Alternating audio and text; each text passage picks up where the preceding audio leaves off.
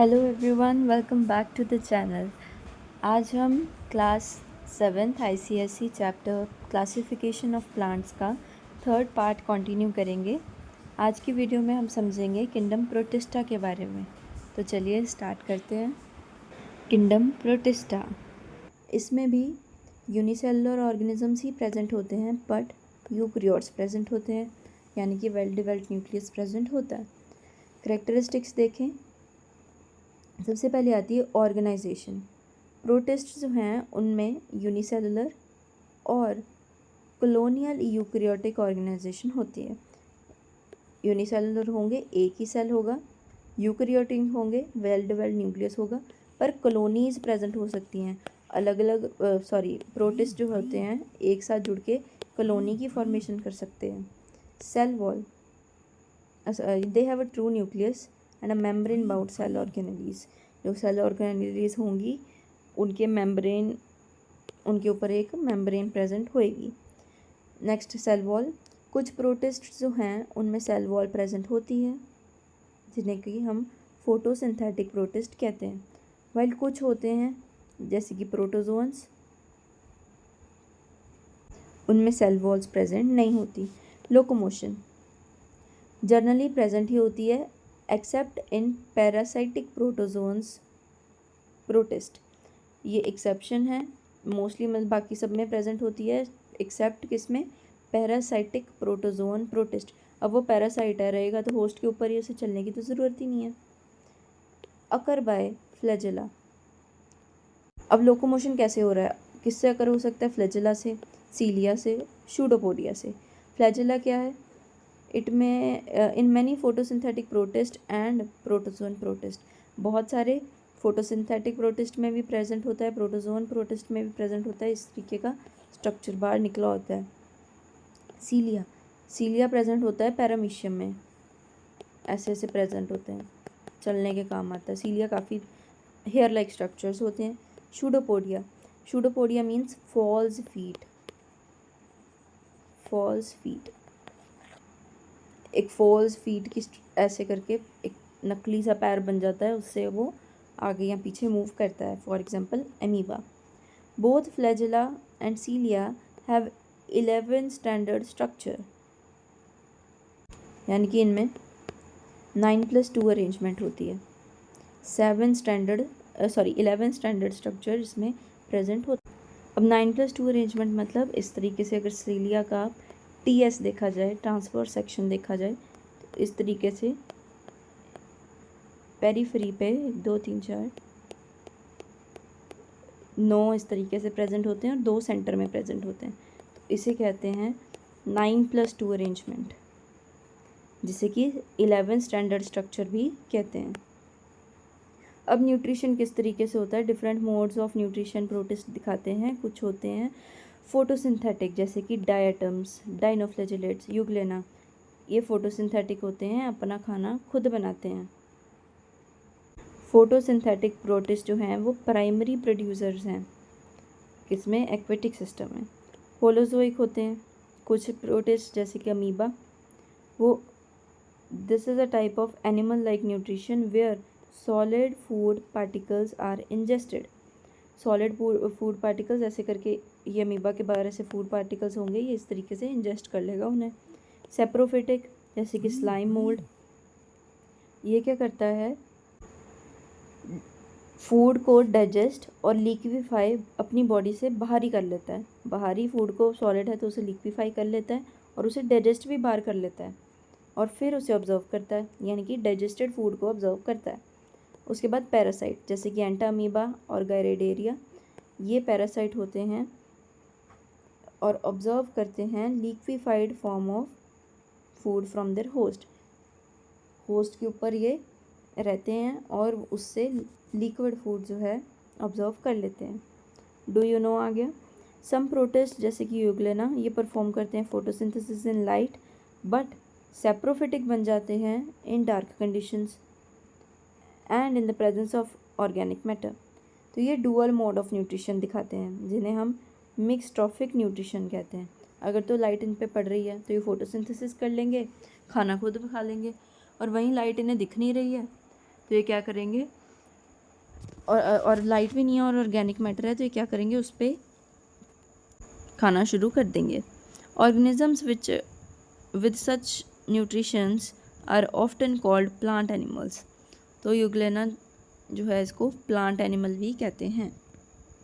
हमने स्टार्टिंग में ही पढ़ा था टू किंगडम क्लासिफिकेशन के ड्रॉबैक्स में कि जो यूग्लेना था वो ना तो प्लांट बन पा रहा था ना ही एनिमल, क्योंकि उसमें फोटोसिंथेसिस भी हो रही थी, क्लोरोफिल प्रेजेंट था तो वो प्लांट के जैसा था, और इसमें एक आई स्पॉट प्रेजेंट था जो कि एनिमल्स को रिप्रेजेंट कर रहा था।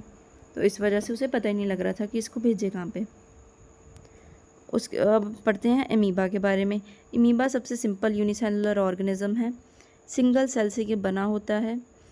Being so small it can be seen only under the microscope. Neck dice से आप इसे नहीं देख सकते। एमीबा जो है यूजुअली पॉन्ड्स में मिलता है, डिचेस में मिलता है और other places with stagnant water, खड़े हुए पानी में ये मिलता है। और इसकी बॉडी जो होती है इरेगुलर शेप की होती है, मतलब कैसे भी हो सकती है, कोई एक प्रॉपर शेप नहीं है। स्ट्रक्चर क्या है, एमीबा ग्रेइश कलर का होता है, ट्रांसलूसेंट इरेगुलर शेप होती है इसकी, यूजुअली 250 से 600 नैनोमीटर इसका साइज होता है।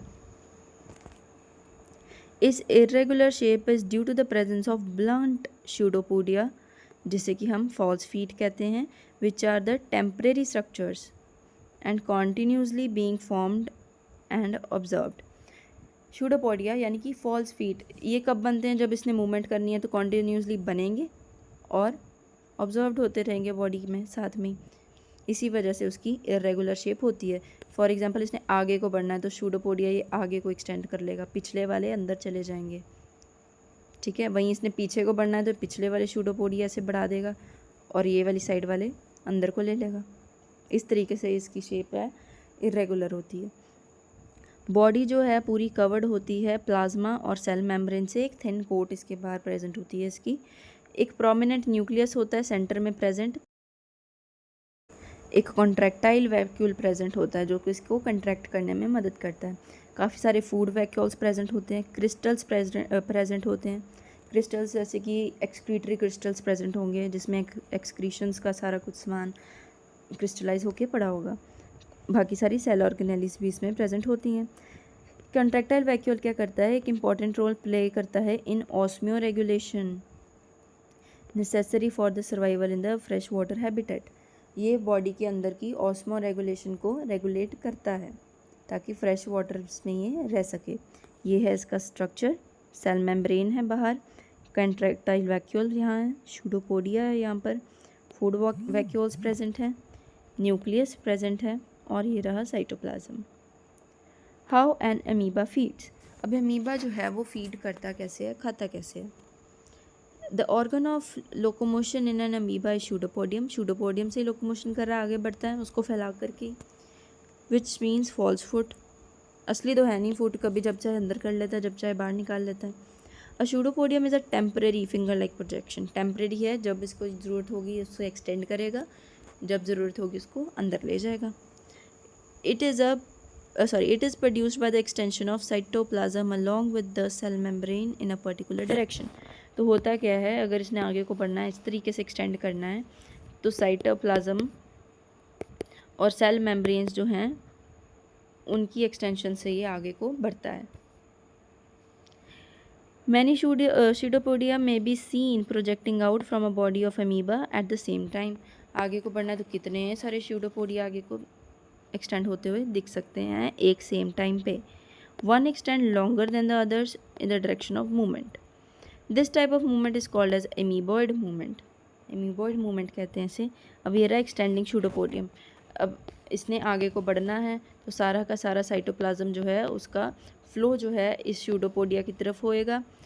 जो सेल मेम्ब्रेन है वो इलोंगेट होना शुरू हो जाएगी, वहाँ साइटोप्लाज्म का प्रेशर ऐसे आगे आगे जाता रहेगा तो वो इलोंगेट होनी शुरू हो जाएगी और स्यूडोपोडिया बन जाएगा। रेयरली होता है amoeba can show a walking like movement on it's pseudopodia और में फ्लोट इन द वाटर। तो कभी कभी क्या दिखता है कि अमीबा ऐसा लगता है वॉकिंग लाइक मूवमेंट्स दिखाता है अपने स्यूडोपोडिया पे और फ्लोट भी कर सकता है वाटर में। हाउ एन अमीबा फीड्स, कैसे फीड करता है। Amoeba is an omnivorous, feeding on bacteria, small protists and solid organic particles. Nutrition इसका होलोजोइक होता है। सिंस उसमें कोई माउथ नहीं है तो फूड जो है किसी भी पार्ट से वो अंदर ले सकता है। अब जिनमें माउथ है तो खाएंगे तो वो माउथ से ही, अब इसमें माउथ है ही नहीं तो ये कहीं से भी ले सकता है अंदर। एमीबा क्या करता है, सेंस करता है फूड को, अपने सराउंडिंग से फूड को सेंस करता है और अपने शूडोपोडिया को एक्सटेंड करता है। जैसे ये फूड है तो उसकी तरफ शूडोपोडिया को बढ़ाना शुरू करता है। On reaching the food particle, दो शूडोपोडिया क्या करते हैं, फूड को सराउंड करते हैं इस तरीके से। ये क्या कर लिया, दो शूडोपोडिया ने फूड को घेर लिया। टिप्स ऑफ द शूडोपोडिया फ्यूज़ कर जाते हैं। फिर ये क्या करते हैं, इस तरीके से फूड था, टिप्स ने क्या कर लिया, आपस में फिर से फ्यूज़ कर गए, आपस में जुड़ गए। इनक्लोजिंग द फूड पार्टिकल, अब ये फूड पार्टिकल था, ये टिप्स जुड़ गई आपस में, तो फूड पार्टिकल क्या हो गया, अमीबा के अंदर चले गया। A small sac with the food inside is formed, एक छोटा सा सैक बन जाता है, अंदर फूड होता है। This space is called as food vacuole, और इस स्पेस को क्या कह देते हैं हम, फूड वैक्यूल कह देते हैं। Digestive juices from the cytoplasm क्या करती हैं, फूड वैक्यूल के अंदर आती हैं, उसको ब्रेक डाउन करती हैं इनटू सिंपल सब्सटेंसेस। तो जो डाइजेस्टेड फूड है वो ऑब्जर्व किया जाता है बाय द साइटोप्लाज्म, और बाकी जो बचा कुछ अनडाइजेस्टेड फूड होता है वो ये एक्सपेल आउट कर देता है सेल मेम्ब्रेन के थ्रू। ठीक है, तो बहुत ही simple type of feeding habit इसकी रहती है। नेक्स्ट आ जाता है हाउ अमीबा रिस्पायर। अब अमीबा रेस्पिरेशन किस तरीके से करता है। In amoeba the exchange of gases occur through the cell membrane by diffusion. अब डिफ्यूजन आपको पता है कि डिफ्यूजन का मतलब होता है किसी चीज़ का हाई पार्शियल प्रेशर से, जहाँ उसकी कंसनट्रेशन ज़्यादा है, उससे लो वाले में जाना। Oxygen from the surrounding water diffuses into the cytoplasm and carbon dioxide जो है वो बाहर निकल जाता है। सारा कुछ साइटोप्लाज्म से ही हो रहा है। ऑक्सीजन जो है बाहर की वो डिफ्यूज़ कर जाएगी, अंदर आ जाएगी, और कार्बन डाइऑक्साइड जिसकी मात्रा अंदर ज़्यादा है बाहर कम है वो डिफ्यूज़ आउट कर जाएगी। अब अमीबा एक्सक्रीट कैसे करता है। अमोनिया जो है उसका मेन वेस्ट प्रोडक्ट है अमीबा का। It is eliminated through the body generally by the body surface by the process of diffusion. ये भी डिफ्यूजन से ही हो रहा है। किस तरीके से हो रहा है कि ये आपकी बॉडी है, इससे वो डिफ्यूज़ आउट कर जाता है, बॉडी सरफेस से बाहर निकल जाता है। अमीबा की बॉडी में जो एक्सेस वाटर होता है वो कलेक्ट करा जाता है कॉन्ट्रैक्टाइल वैक्यूल में। जैसे कॉन्ट्रैक्टाइल वैक्यूल में एक्सेस वाटर होता रहा, उसके बाद जब इसे बाहर निकालना है तो कॉन्ट्रैक्टाइल वैक्यूल धीरे धीरे सेल मेम्ब्रेन के पास आता रहता है और यहाँ से वो एक्स्ट्रा वाटर को बाहर निकाल देता है। कॉन्ट्रैक्टाइल वैक्यूल एक्सपैंड करता है जब फिल कर जाता है पानी से। ठीक है, श्रिंक हो जाता है जब पानी बाहर निकल जाता है। अब कोई चीज़ भरी है तो वो फैलेगी ना, वहीं पानी निकल गया तो श्रिंक हो गई। This process also helps in osmoregulation. अब इस तरीके से ऑस्मियो रेगुलेशन होती है, ऊपर पढ़ा था कि ऑस्मियो रेगुलेशन में हेल्प करता है, इस तरीके से ही हेल्प करता है। एज फ्रेश वाटर जो है कॉन्स्टेंटली बॉडी में आता रहता है due to high internal osmotic concentration. Nitrogenous waste जो है वो डायरेक्टली बॉडी सरफेस से बाहर निकाल दिया जाता है थ्रू डिफ्यूजन।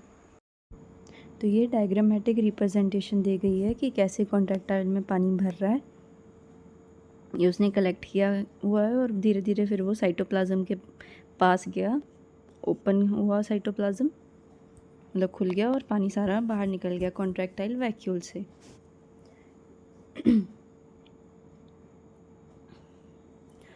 अब अमीबा रिप्रोड्यूस कैसे करता है। सेक्सुअल रिप्रोडक्शन जो होती है इसमें एब्सेंट होती है। ये एसेक्सुअली रिप्रोड्यूस करता है bye binary fission and multiple fission. तो सबसे पहले बाइनरी फिजन समझते हैं। ये होता है इन फेवरेबल कंडीशंस, यानी कि जब रिप्रोडक्शन करने के लिए सारी कंडीशंस बढ़िया हैं। कब होता है, अबाउट वंस एवरी 24 आवर्स, यानी कि एक दिन में एक बार तो होता ही है। Amoeba reproduces by splitting into two. In a full-grown amoeba, the nucleus elongates and divides into two, followed by the division of cytoplasm between the two daughter nuclei. अब होता कैसे है, स्प्लिटिंग होती है अमीबा की। स्प्लिटिंग किस तरीके से होती है कि एक फुल ग्रोन एडल्ट अमीबा क्या होता है, न्यूक्लियस उसका इलोंगेट करना शुरू हो जाता है, न्यूक्लियस लंबा हो जाता है, साइटोप्लाज्म भी लंबा हो जाता है, डिवीजन होनी शुरू हो जाती है और इवेंचुअली क्या हो जाता है, डिवीजन ऑफ साइटोप्लाज्म हो जाती है which results into the formation of 2 daughter cells. अब ईच डॉटर सेल में अपना साइटोप्लाज्म है, अपना न्यूक्लियस है। 2 daughter cells individually are formed और पेरेंट्स जो हैं वो डिसअपेयर हो जाते हैं। This is the process of binary fission. The 2 daughter amoeba live independently grown to full size और ये आगे फर्दर डिवाइड होना शुरू हो जाते हैं। इस तरीके से कह सकते हो कि अब अमीबा कभी मरता नहीं। अब ये अमीबा चेंज हो गया, इन दोनों में कन्वर्ट हो गया, वो मरा नहीं, तो अमीबा जो है वो जल्दी मरता नहीं है। उसके बाद आ जाता है मल्टीपल फिजन। ये होता है ज़्यादातर अनफेवरेबल कंडीशन में। ऐसे तो फेवरेबल में क्या हो रहा है, एक अमीबा से 2 ही ऑफस्प्रिंग्स बन रहे हैं, पर इसमें क्या होता है मल्टीपल, कितने सारे बन जाते हैं एक ही से। तो ये अनफेवरेबल कंडीशन में होते हैं कि हम कहीं फिनिश ना हो जाए, मर ना जाए, इसलिए अपनी मल्टीपल ऑफस्प्रिंग्स हम बना लें। एग्जाम्पल कहाँ, अगर पॉन्ड जो है वो सूखना शुरू कर दे तब, या फिर बहुत ही ज़्यादा ठंड में या बहुत ही ज़्यादा गर्मी में, यानी कि एक्सट्रीम कंडीशंस में अमीबा जो है विड्रॉल कर लेता है, यानी कि अंदर ले लेता है अपना सूडोपोडिया और एक थिक लेयर जो कि 3 लेयर्ड हार्ड कवरिंग जिसे हम कहते हैं सिस्ट, उसे अपने अराउंड बना लेता है। जैसे ये अमीबा है, उसके अराउंड एक 3 लेयर होती हैं सिस्ट की भी, वो बना लेता है अपने अराउंड। इस सिस्ट स्टेज में अमीबा क्या करता है, हार्श कंडीशंस को फेस कर सकता है, हार्श कंडीशंस को फेस कर सकता है और डिस्पर्स भी कर सकता है। अपने अंदर जो वो कितने सारे मल्टीपल डॉटर सेल्स बना लेगा, उन्हें वो डिस्पर्स भी कर सकता है इस सिस्ट के अंदर ही। उस सिस्ट ने क्या कर लिया, उसको एक कवरिंग दे दी कि हार्श कंडीशन में भी वो जी सकता है, चाहे बहुत ठंड है बहुत गर्मी है उसमें वो रह सकता है, और अपने जो डॉटर सेल्स भी हैं उन्हें भी बाहर डिस्पर्स कर सकता है। On return to favourable conditions the encysted amoeba undergoes multiple fissions. कितनी सारी मल्टीपल फिजन्स वो करता है, कब, जब वो फेवरेबल कंडीशंस में आ जाता है। इस टाइम पे सिस्ट जो है वो कवर्ड ही है ऊपर, फेवरेबल कंडीशन में आ चुका है, पर सिस्ट जो है उसने उसको कवर किया ही हुआ है। और the process of formation of multiple daughter cells is called as pseudopodiospores. फिर क्या होता है, सिस्ट वॉल ब्रेक हो जाती है, टूट जाती है, और जितने भी सूडोपोडियोस्पोर्स होते हैं वो बाहर रिलीज हो जाते हैं और ग्रो करते हैं into a normal amoeba, mature amoeba में ग्रो करने शुरू हो जाते हैं। आज के लिए इतना ही। नेक्स्ट जो 2 किंगडम्स रह गए हैं, किंगडम फंजाई और किंगडम प्लांटे, वो हम नेक्स्ट पार्ट में करेंगे। आई होप आपको सब कुछ अच्छे से समझ आया होगा। If yes, so like and subscribe to bio bloom with Shailja. See you in part 4।